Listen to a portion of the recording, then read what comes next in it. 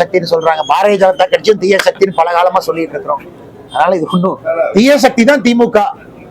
தீய சக்தின்னு ஒரு வீட்டில் இருக்கக்கூடிய பெண்மணி இன்னைக்கு சொல்றாங்க. எனக்கு அதான் முக்கியம். இந்த சினிமா ஸ்டார் சொல்றாங்க, பெரிய அரசியல் தலைவர் சொல்றாங்க, பெரிய ஒரு உயரத்துல இருந்து சொல்றாங்க. வீட்டில் இருக்கக்கூடிய ஒரு சாதாரண பெண்மணி, வீட்டில் இருக்கக்கூடிய மிடில் கிளாஸ் ஒரு பெண்மணி, அவங்க இன்னைக்கு திமுகவை தீய சக்தின்னு சொல்றதை நான் கேட்கிறேன். எனக்கு அது பெரிய வார்த்தை.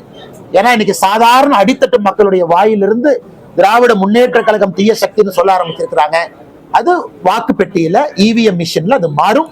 அதனால் திமுக தீய சக்தி என்பது ஊரறிந்த ஒன்று. யாரோ ஒருத்தர் மேடையில சொல்லித்தான் தெரியணும்னு அவசியம் இல்லை. புரட்சி தலைவர்லாம் எப்பவோ அதை சொல்லிட்டாங்க. தீய சக்தி என்கின்ற வார்த்தை அது திராவிட முன்னேற்ற கழகத்தினுடைய அடையாளம். அதுல எந்த மாற்று கருத்து இல்லைங்க. அதே மாதிரி அவர் செங்கோட்டையன் வந்து புரட்சி தலைவி அம்மா, அப்புறம் புரட்சி தளபதி பேசியிருக்காரு. அது செங்கோட்டையன்னா அவருடைய அரசியல், அவரு பயணம் செஞ்சிருக்கிறாங்க. 50 ஆண்டு காலம் ஒரு இயக்கத்தில் இருந்திருக்கிறாங்க. அவருக்கு சொல்வதற்கு எல்லா உரிமையும் இருக்கு. யாரை வேண்டுமானும் தலைவராக அவர் ஏற்றுக்கொள்ளலாம். நேத்து ஒருத்தர் தலைவராக ஏற்றிருக்கலாம், இன்னைக்கு அவங்களே தலைவராக அவர் வச்சுக்கலாம். ஆனா செங்கோட்டையனை பொறுத்தவரை அண்ணனை எங்கேயும் நான் குற்றம் சுமத்த மாட்டேன். காரணம், வேறு கட்சியில் இருக்கிறாங்க அப்படி நான் மாத்தி பேச முடியுமா? நான் தவறா போயிடும். நானும் சராசரி அரசியல்வாதி ஆயிடுவேன். ஆனா செங்கோட்டையனை பொறுத்தவரை அவருடைய அரசியல் அவர் பண்ணட்டும்.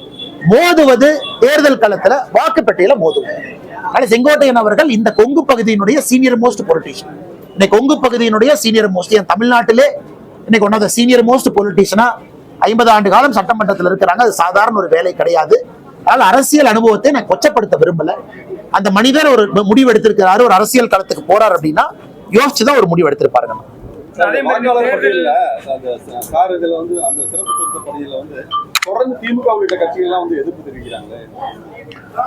ஆனா ஏன்னா கள்ள ஓட்டு போட்டு யாரெல்லாம் இத்தனை காலமாக ஆட்சி நடத்தினார்களோ அவர்களுக்கு எஸ்ஐஆரை பார்த்தா பயம்தான். இன்னைக்கு தமிழகத்துல நேற்று புதுச்சேரியில் இருந்தாங்கன்னா 1,00,000 மொத்த புதுச்சேரியினுடைய 10 லட்சம் வாக்காளர்கள்ல 1,03,000 வாக்காளர்கள் நீக்கப்பட்டிருக்கிறார்கள். அப்படின்னா 10%. புதுச்சேரியில 10% நீக்கப்பட்டிருக்கிறாங்க. கோவாலையும் கிட்டத்தட்ட 11% நீக்கப்பட்டிருக்கிறாங்க. இந்த கேரளா வரல, தமிழ்நாடு வரலீங்கன்னா சதர்ன் ஸ்டேட்ஸ்ல. தமிழ்நாட்டை பொறுத்தவரை 16% நீக்கப்படலாம். 16%. அப்ப நீங்க யோசிச்சு பாருங்க, பாண்டிச்சேரியில இல்லாத அளவுக்கு கள்ள ஓட்டு, ஃபேக் ஓட்டு, ஷிஃப்டட், டெலீட்டட், டெத் தமிழ்நாட்டில் இருக்கு. கோவா 11% தான், புதுச்சேரி 10%.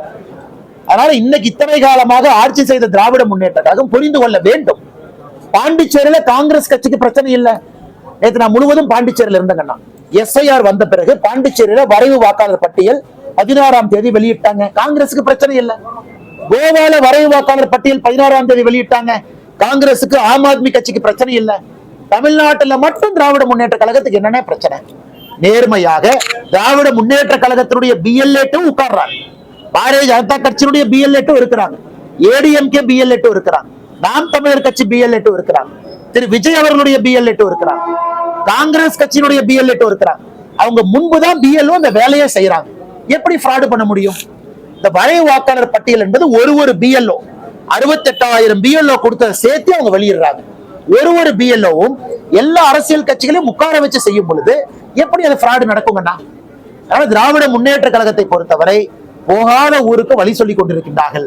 நிச்சயமாக அவர்களுக்கு தெரியும் கள்ள ஓட்டு போட்டு ஜெயிக்க முடியாது எஸ்ஐஆர் வந்த பிறகு. அதனால புலம்பிக் கொண்டிருக்கின்றார்கள்.